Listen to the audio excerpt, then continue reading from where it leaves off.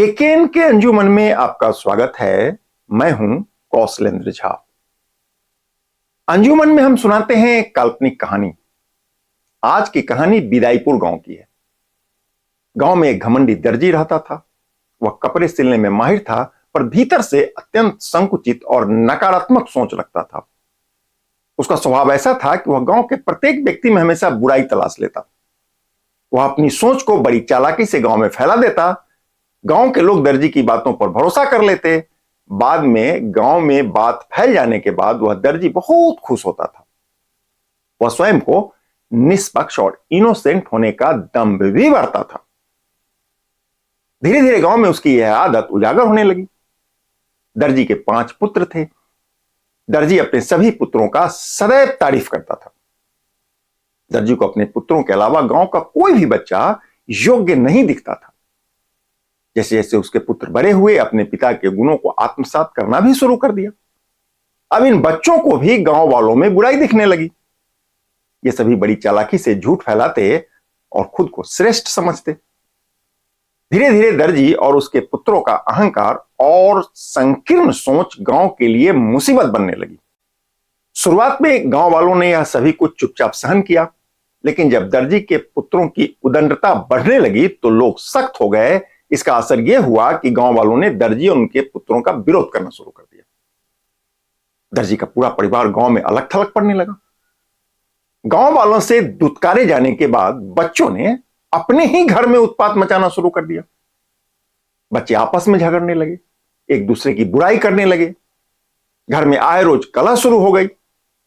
अब दर्जी का पूरा परिवार अशांत होने लगा था। दर्जी गांव वालों से मदद मांगने लगा। यदि किसी ने मदद कर दी तो वही दर्जी और उसका पूरा परिवार उसके खिलाफ षड्यंत्र करने लगता था। धीरे धीरे यह बात भी लोग जान गए। अब कोई भी दर्जी और उसके परिवार के संबंध में कुछ भी बोलने को, मदद करने को बिल्कुल तैयार नहीं था। इधर उदंड बच्चों का उत्पात बढ़ता ही जा रहा था। एक रात जब पूरा गांव सो रहा था, दर्जी के घर से चीखने चिल्लाने की आवाज आने लगी। दर्जी पुत्रों ने आपस में ही एक दूसरे पर हमला कर दिया। बीच बचाव करने गए दर्जी की भी उनके पुत्रों ने ही पिटाई कर दी। विवाद बढ़ा तो उदंड बच्चों ने घर में तोड़फोड़ करना शुरू कर दिया। घर की कीमती सामान तोड़ दिए। यह बात पूरे गांव में फैल गई। दर्जी अब किसी को मुंह दिखाने लायक नहीं बचा था। बावजूद इसके उसने अपनी आदतें नहीं छोड़ी। तरह तरह का दलील देते फिर रहा था। दर्जी के घर का कलह अब रोज की बात हो चुकी थी।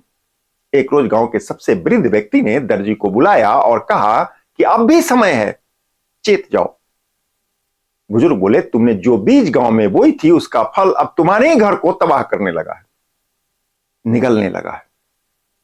बुजुर्ग बोले, यदि अभी तुमने अपनी सोच नहीं बदली तो तुम्हारा पूरा परिवार परेशान हो जाएगा। अहंकारी दर्जी ने बुजुर्ग की बात को अनसुना कर दिया और अपनी आदतों में कोई बदलाव नहीं किया। वो अब भी लोगों की बुराई करने से बाज नहीं आ रहा था। फिर एक दिन वह हुआ जिसकी किसी ने कल्पना नहीं की थी। दर्जी के पुत्रों में जायदाद के बंटवारे को लेकर खूनी संघर्ष शुरू हो गया। भाइयों ने एक दूसरे पर जानलेवा हमला कर दिया। किसी का सिर फूटा, किसी का हाथ टूट गया और कोई गंभीर रूप से जख्मी होकर अस्पताल पहुंच गया। चारों ओर चीख पुकार मच गई।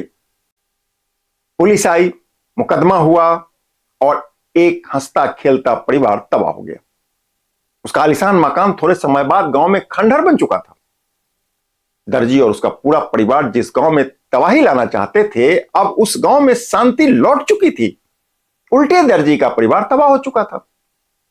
गांव में अब गलत करने वालों को लोग दर्जी की कहानी सुनाते और नसीहत देने लगे।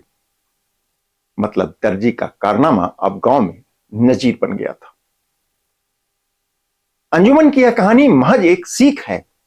सीख ये कि दूसरों की बुराई सोचने वाला खुद ही उस बुराई की दलदल में धंस जाता है। यह कहानी बताती है कि यदि आप किसी की मदद नहीं कर सकते तो कम से कम उसके नुकसान की नहीं सोचिए। अच्छा सोचने वालों का सदैव अच्छा होता है। आज के लिए बस इतना ही।